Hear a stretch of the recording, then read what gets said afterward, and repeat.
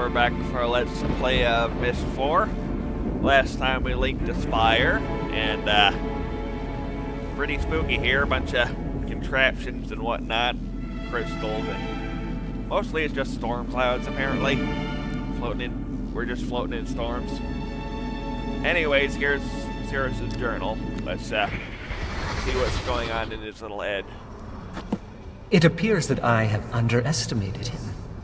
I did not think he could be this devious. He always said Spire was dangerous, but I assumed he meant its people were violent. Violent and potentially xenophobic. The perfect combination with which to orchestrate a coup. But there are no people here. No prosperous civilization for me to rule. I see now how his linking panel fooled me. Congratulations, Father. This hand goes to you. I have established a temporary encampment near the vegetal cavern. The food I brought with me should last a month. After that, I will be forced to grow what I eat. The plants here are neither scrumptious nor overly abundant, but I have tasted several and find the nutrition is there. Turning now to the question of escape. I believe there may yet be a Myst linking book here. The simplest way for Father to have disposed of it would have been to jump off the palace as he touched it.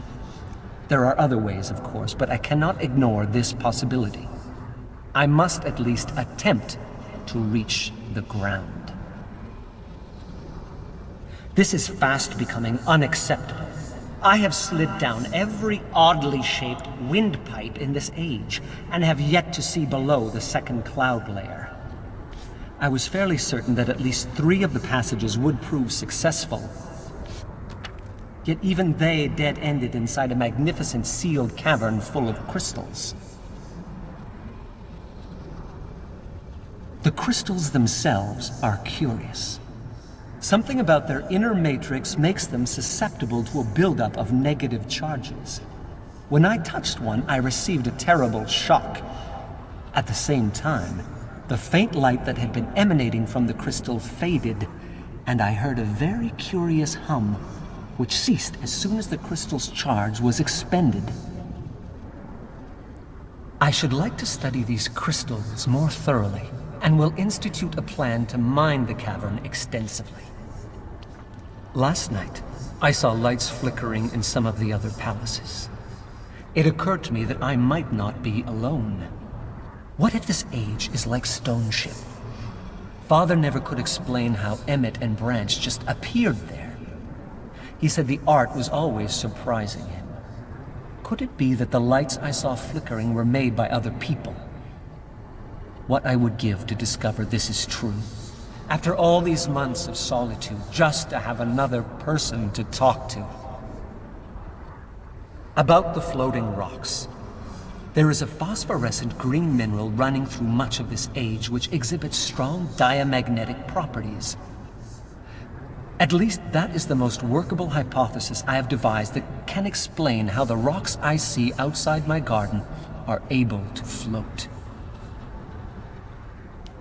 This has given me an idea. If I can capture one of the larger boulders, I should be able to turn it into a vessel and thereby sail across the clouds to the nearest palace. The most difficult obstacle to achieving this will be maintaining the necessary altitude. I have noticed that these rocks float higher than the highest point on that palace. Forcing my ship to float lower than it prefers will take some doing. For the past few weeks, I've been watching storms move through the second cloud layer. They appear as flashes of light inside the strata. The violence of these storms does not reach me in the garden. I encounter no rain, barely feel the wind. I am completely safe here, nestled between layers. I do not know how this is possible. How could Father have created a world which exhibits so many scientific impossibilities? He never did explain how to write an age. He never taught Agnar or I the art. I wonder now if I should have insisted.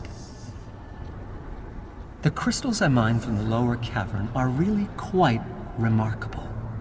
There seems to be no limit to the amount of electricity they can store. Unfortunately, this makes working with them difficult. So long as a charged crystal is isolated, the energy inside it remains trapped in its matrix.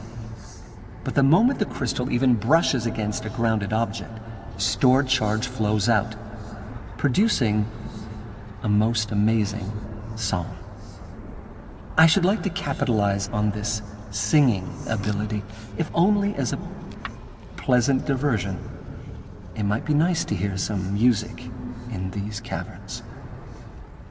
Regardless, I believe the crystals can solve my rock ship problem. By affixing them to some of the floating rocks, then casting them back into the clouds, I should be able to harness enough of Spire's natural electricity to fuel an electromagnet. The attractive force of the magnet, combined with the smaller magnetic fields of the lightning conductors, should be able to lower the ship and guide it to the nearest palace. It is definitely worth an attempt. Another storm is brewing as I write this. I can feel the hairs on my arms starting to rise. I'm almost crazed with anticipation, waiting to test the first conductor. My God, is this what Father felt? Every time his hand hovered above the panel of a book he'd just written? Did he feel this much excitement as he stood poised to learn if his theories had worked? Why did he never share this with me? If he had, perhaps things could have been different between us. The first conductor is glowing. Here goes nothing. No, no, no, no, no! My calculations were perfect! The ship should not have broken free. The distance between the conductors must be too great. I'm going to have to add more to the system, but if I do, the electromagnetic pull will be too strong and the ship will crash to the floor. So can I counterbalance it?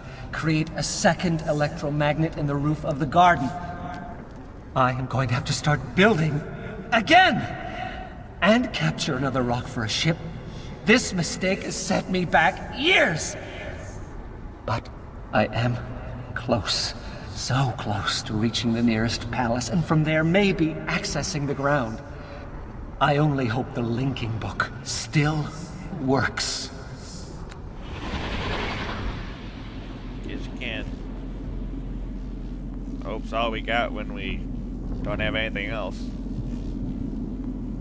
I know, I'm waxing poetic on another journal. Whatever the case, those Dunny-ish dates didn't really line up with, I don't know, they were a couple months before I met Atris, I think. Well, then again, but now you can keep track of journals when you're stuck in a bloody void.